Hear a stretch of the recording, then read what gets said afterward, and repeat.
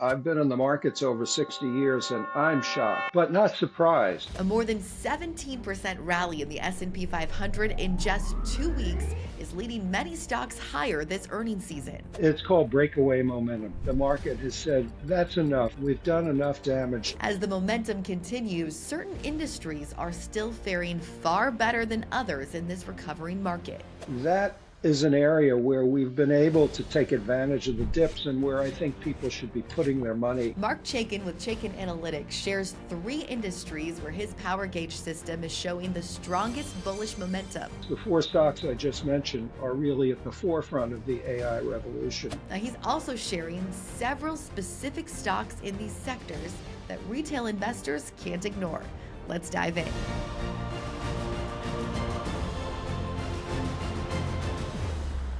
Mark, so great to have you back on the channel. We love having you here sharing all of your market insights. And that is what you just released on Chaikin Analytics. I want to start with the really big one, and that's just kind of the recovery in the S&P 500. Can we talk about that big swing that we've seen just over the last month or so? Bridget, it's great to be back. And I have to tell you that I've been in the markets over 60 years and I'm shocked at what we just saw, but not surprised because, we've had a very chaotic rollout of the tariff policies and the details kept changing. And with the Liberation Day on April 2nd, the market just went whoosh because the reaction to that and the way these numbers were plucked out of a ChatGPT program really distressed people. So we had a sell-off that began in February that was pretty mild and had stopped at the 200-day average, which is usually a good support level on the S&P 500. And then that rollout just spooked people, quite honestly. And so you got a washout in the market. And then President Trump and his advisors started dialing it back. And that contributed to the rally. But once the rally got started, it was clear that there was a lot of money on the sidelines looking to get in, and B, a lot of short sellers that had basically shorted the market. And when you add those two together, it's a combustible mix, and that's why we had this incredible 17% rally from the intraday low. Yeah, and in such a short time frame too. That's a lot of moves in a really short window. So there's been a lot of money lost and a lot of money made all in a very short time frame. And there is areas of growth still happening across the market in different areas. And that is what you really study at Chaikin Analytics. We have a link in the description right now of where you can find a really detailed version of all of Chaikin's market insights.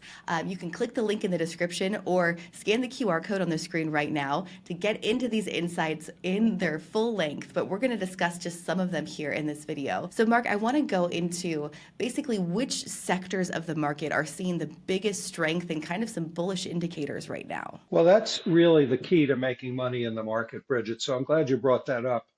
All through the decline, the insurance, the financial sector in general, and insurance stocks specifically had held up very, very well. So that was a focus of ours in terms of what we recommended in our newsletters. But then you also had some incredible opportunities that cropped up in the software and IT services area. And if you think about where we're headed, once these tariff issues get sorted out, it's a continuation of the tech revolution that started, I don't know, let's call it the 90s, when you had the Netscape browser introduced and the internet became part of our everyday life. So I've been focusing on those sectors within the software industry that I think are going to drive the economy and be big winners for the next 5 years. So it's cloud computing, it's cybersecurity, and it's productivity software. And that is an area where we've been able to take advantage of the dips and where I think people should be putting their money. So that's 2 areas. And then the third one of the entertainment complex, led by Netflix. Great earnings report by Netflix about a month ago, and the stock has been gangbusters ever since. And now there are some other companies in the entertainment business that are doing well. And the rationale there is pretty simple. That X, this announcement yesterday that we're going to tax foreign films, which I think is probably dead in the water. If you go into an uncertain economy, what are people going to do? They're going to watch streaming. They're going to maybe go to the movies, but they're certainly going to pay for entertainment. And so the entertainment group has some really interesting opportunities right now. Yeah, Netflix, really impressive earnings season. And I think I want to just hear from you a little bit about earnings season in general. We've had a lot of the big names reporting already. Do you think that some of these really strong earnings, stronger than expected earnings in many cases, are helping to fuel some of that big rally we're seeing in the S&P 500? Oh, very definitely. I mean, this was a very an earnings season that I characterized as being a very pleasant surprise for investors. We knew that the first quarter was actually strong because President Trump inherited a strong economy. And the fear was that because of the uncertainties around the tariff implementation, that companies would guide negatively. You know, the uncertainty meaning that companies really were not in a position to know what the future was. That didn't happen. So what we had was good earnings reports capped last week by four of the Mag 7 stocks, Amazon, Apple, Meta, and Microsoft. And those reports were good. And so what that told me, and obviously the market was listening, is the AI revolution is alive and well because the four stocks I just mentioned are really at the forefront of the AI revolution, you know, enabling people like myself to use large learning models to enhance our productivity. Now, the Microsoft earnings was one of the really big, impressive surprises. An almost 10% swing in one of the largest companies in the market is a really impressive move, and a lot of dollars going into that stock last week once they announced their earnings. Do we expect more of this to come in the next earnings season ahead? I know that's still a quarter away at this point, but what is your outlook, especially on some of these larger Mag 7 stocks, moving forward the rest of this year? Well, first, we have another week of earnings reports until NVIDIA reports. Well, it used to be that Walmart ended earnings season, but now it's sort of a week later when NVIDIA reports. And I expect that we're going to see good numbers with cautious guidance. I actually don't know what's going to happen in the July earnings season because we don't know what the specific tariff implementations are. So basically, the market has said pretty loudly because of what you referred to as this incredible rally over a month. It really happened over 2 weeks, ending on Friday when you had 9 straight up days in the S&P. And there's a name for that. It's called breakaway momentum. When you get advancing stocks, overwhelming declining stocks on a 10-day basis, it's a sign that the market has said, that's enough. We've done enough damage. And to your point, but looking at it from a different perspective, the stock market is a discounting mechanism. So the stock market looks ahead 3 to 6 months, maybe 6 to 9 months. And the rally we saw is basically the market saying that maybe we've discounted the effects of the tariffs, whatever they're going to be once they're finally announced. And I think the hope is that the Trump administration, led by the saner voices like Treasury Secretary Scott Bessent, are going to start walking back the more extreme tariff numbers, announcing deals which could happen as late as early as this week, and then declaring victory. And if that happens, the July earnings reports may be mixed because companies have really not known quite what to do, hedging their inventory and so forth. But if that scenario plays out, then the second half of the year is going to be pretty darn strong. I know several analysts and people we have on MarketBeat here regularly are hopeful for a stronger second half of the year in 2025. And I think the market would love to see that, especially after the rough spring that we've had. And it seems to be indicators that we are heading in that direction. There's several industries you've already mentioned quite a few that have those really strong bullish indicators right now. I want to dive into those three areas that you really highlighted in your latest insights report on Chaikin Analytics. So let's dive into that first one that you've mentioned already, and that's entertainment. You said Netflix is one stock that's doing really well in that sector. What are some other names doing really well in that sector right now? Well, TKO Group, the symbol is TKO, is sort of a conglomerate of a variety of sports and entertainment properties, and that absolutely is a perfect stock in the Chaikin methodology, just looking for a pullback. Again, we are in the middle of a pullback here over the last couple of days. It's been pretty mild, but I'm telling people you don't have to chase stocks. You can wait and buy them on pullbacks. So TKO Group is one that where we're looking for a pullback, and then Roblox, the company that enables game developers to monetize, build gaming apps and monetize. Roblox is looking very, very attractive. So there are two stocks in the entertainment industry that the Chaikin Power Gauge is very, very favorably inclined toward. Again, just looking for pullbacks of 5 to 10% in these more volatile stocks when the market might pull back 2 to 3%. Some good advice for investors. Let's move on to that second area that's doing really well in the bullish indicator right now, and that's labeled as insurance. What are some companies in that sector? Well, some of the big names like the Hartford Insurance Company and some of the smaller names like Axis, symbol AXS, which was added to the S&P 500 about a year ago. And then some smaller names like Palomar Holdings, the symbol is PLMR. And our screening tool highlighted these three insurance stocks. The Hartford symbol is HIG as attractive, but the insurance industry is so big that there are other names. And if someone is mining the insurance industry and stock has a bullish rating in our model or in some other research oriented model, I think they're really attractive here. Why do you think the insurance sector is doing so well in this current economy? Well, I think that the bond market has stabilized, so insurance companies are heavily invested in the bond market, and uh, it's a pretty good time for financial stocks in general. They're not subject to the tariff push and pulls, for one thing.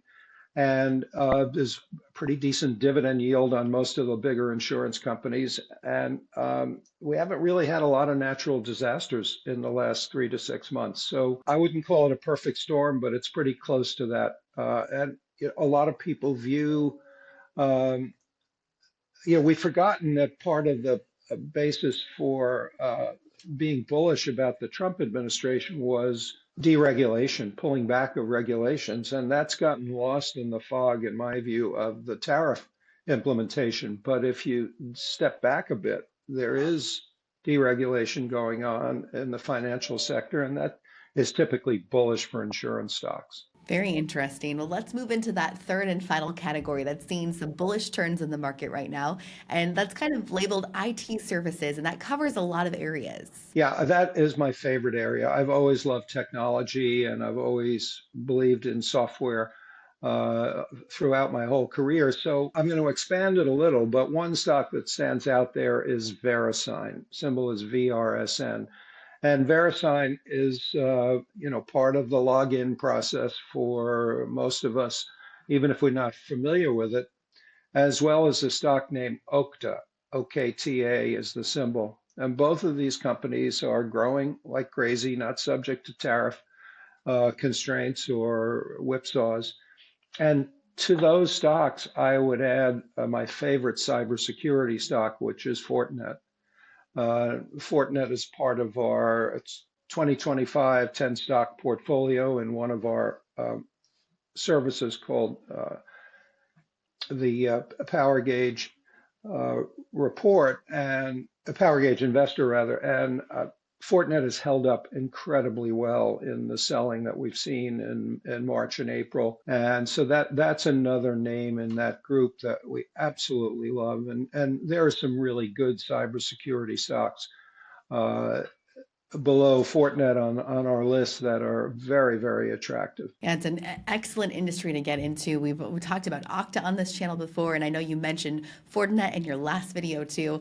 There's so many more stocks in this sector that Mark and his team at Chaikin Analytics have a lot more to share with you. You can find all of that in his report right now. Just scan the QR code, or you can click that link that's right in the description of this video to get that report and get dialed into Chaikin Analytics to look into more of this research and more of these numbers for yourself. Mark, you have so much data to share. Again, you've been doing this for a long time, and I really love the way that you dive into the numbers. Can you share a little bit more about how your power gauge works and some of the analytics that you are actually measuring in these reports that you put out? That's a question that I actually get a lot from friends and subscribers. The power gauge has 20 factors grouped into four components: financials, earnings, experts, and technicals. And 85% of the components are fundamental.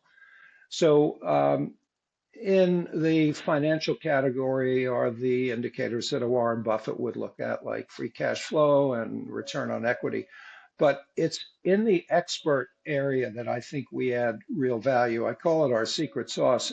And in the experts are analyst estimate, earnings estimate changes, analyst opinion changes, insider trading, industry group strength, and short selling. And when you think about it, analysts, insiders, short sellers, the smartest people on Wall Street, most knowledgeable.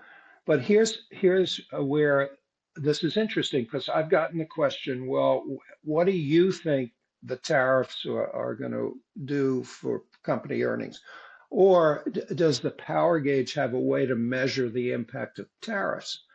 And my answer is no, but the analysts that we monitor are paid by Wall Street and by the big money management firms to do that.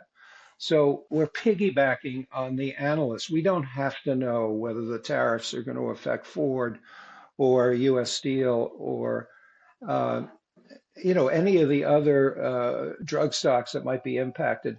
The analysts do that. And by monitoring the trend of analysts' earnings estimates, monitoring the trend of analyst rating changes, and also by monitoring strong and weak industry groups, we get the benefit of their knowledge, because industry group trends are really important. And what creates strong industry or weak industry group trends? It's, again, the analysts. So my answer to someone who says, can I use the power gauge to see what stocks are going to be most impacted by tariffs, negatively or positively? My answer is no, but our analyst factors, and there are three of them out of the 20 in the power gauge, will do that for us. And so that's, I think, the sort of secret sauce behind why the power gauge ratings have been effective for the last 15 years. Yeah, absolutely. And I think that's a really great metric for people to look into. So if you are interested, again, we have that link in the description. And Mark, you really led to a good final question to wrap up our discussion today. And I just want to dive into, what are the analysts saying right now after this earnings season? Are we starting to see some revisions, and what are those revisions maybe looking like right now? Well, the revisions are positive right now, not as positive as they have been, but certainly positive. And the company guidance has also been better than expected. The companies that have been comfortable guiding for the balance of the year have actually been quite positive. The ones who are uncertain just say that, we don't have enough data about the tariff implementation, but analysts are starting to raise their estimates, particularly in the industry groups that we've been talking about. So Netflix is the poster child for that. The company reported better than expected earnings. They guided higher. Well, what did the analysts do? They started raising their estimates, and that creates this sort of momentum that gets stock prices moving. And Netflix rallied 20% after that earnings report. That's an extreme case, but You're seeing that in the software and the cloud computing and the cybersecurity industries as well. Oh, really great information for our viewers today. As always, Mark, thank you so much for your time and for sharing so many of your insights with our viewers. We really appreciate you. It's my pleasure, Bridget, and we'll see you in a month. That'll be great. Yes, see you again in a month. Thank you for joining us, everyone. Let us know what you think in the comments. Are you into any of these stocks or going to start looking into them? We'd love to hear your thoughts. Thanks for joining us. And as always, happy investing.